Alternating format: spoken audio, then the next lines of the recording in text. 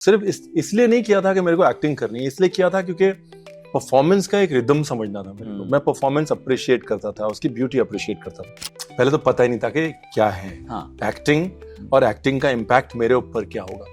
You learn your script, he says how else, he says learn your script, how else, learn your script, learn your script, learn your script, learn your script, learn your script. So that I saw in Kareena. Wow. Going back to the film, मुझे लगता है every project or movie or a play teaches an actor about something new about their craft. कि वो surprise होते हैं that oh I can do this also in a good way. So what did The Buckingham Murders teach you as an artist कि you got surprised in जो ऐसे? I think मैं तो बहुत ही मतलब बेबी का भी बेबी हूँ इस फील्ड में, है ना। तो वो सब तो मेरे लिए तो जो आ रहा है वही I am just soaking it up like a sponge. लोगों के किनारे बैठ के सिर्फ उनको लाइव परफॉर्म करते हुए देख के ही मैं इतना कुछ सीख रहा हूँ, बिकॉज सब कुछ जीरो है ना, मतलब जीरो से शुरू कर रहा हूँ। तो for me I think seeing Kareena, the art of composing yourself before a scene, she's the master of that. How she just sort of transforms, you know, तो आपको रियलाइज नहीं करते कि तो compose, she's already composed her into the character. और आपसे बात करते करते किसी ने एक्शन बोला और आप देखेंगे oh my god, on and off के बीच में कंपोजिंग भी है। ऐसा नहीं है कि कोई उसके बीच में कंपोजिंग भी है, प्रोसेस है। तो वो पार्ट आई थिंक बहुत नेचुरल जो उनको आता है।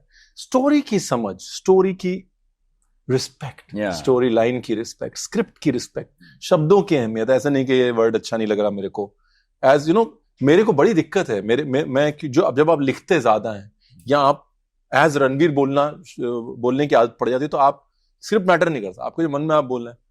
यहां पर value of the script, value of every word that is written in the script, how you learn it and then forget it, you no.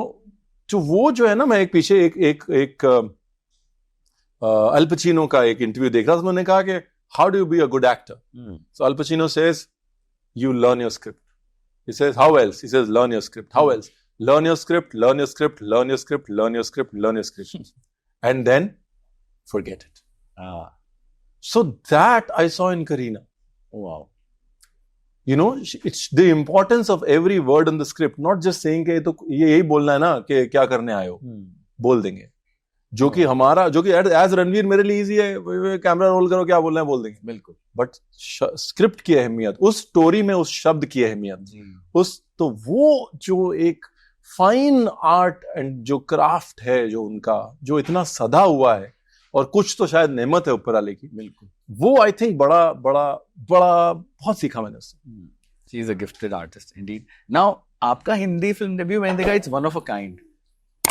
जैसे बाकी डेब्यूज होते हैं बहुत पैकेज्ड होते हैं और बहुत सारी चीजें होती हैं, पीआर कंट्रोल्ड होते हैं, आपका बहुत ऑर्गेनिक था इन अ वे कि एक हंसल मेहता फिल्म है alongside Kareena Kapoor who comes with decades of experience and such a difficult and layered character जिसके खुद के अंदर प्रॉब्लमेटिक है। कुछ लोग शायद रिलेट कर पाए, कुछ लोग नहीं। तो क्या ये पहला प्रोजेक्ट था जो आपने साइन किया, और क्या आप डिलिजेंटली पेशेंटली वेट कर रहे थे कि I will get something like this, एक स्क्रिप्ट जो सच में कुछ एक करियर में इम्पैक्ट करेगी after saying no to several other scripts? देखिए, मुझे पहले तो पता ही नहीं था कि क्या है एक्टिंग और एक्टिंग का इम्पैक्ट मेरे ऊपर क्या होगा।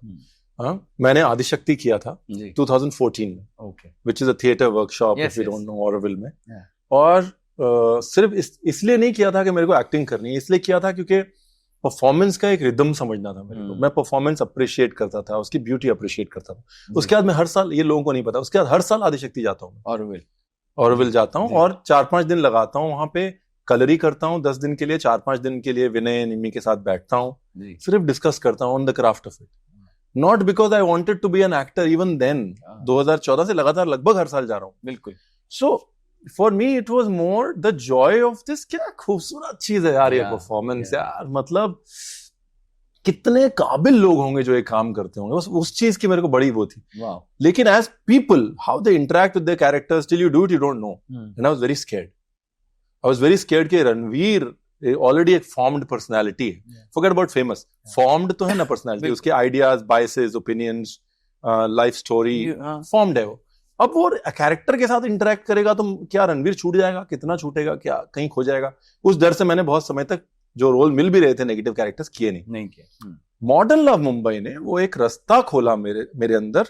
वो इंटरेक्शन बहुत पॉजिटिव था मेरा और राजवीर का, बिल्कुल ऑथेंटिक था। हाँ, और वो राजवीर मेरे अंदर बहुत कुछ देके गया, मेरे को बहुत ऐसी जगहों पे लेके गया जो मुझे लगा रणवीर ये तो बहुत खूबसूरत रिलेशनशिप है, एक तुम्हारी और एक तुम कैरेक्टर प्ले कर रहे हो उसकी। And then this came across as the next challenge कि चलो वो तो खैर फिर भी प्यार मोहब्बत थी, इसके साथ एक रिलेशनशिप डेवलप करो इस कैरेक्टर के साथ। तो उस चैलेंज में मैं थोड़ा सा और डिस्कंफर्टेबल हुआ, मैंने कहा यार ये भी करते हैं, ये तो मतलब शर्म निकल गई थी तब तक, you know, with modern love Mumbai. Hi, this is Ranveer Brar and you are watching me on मामराजी।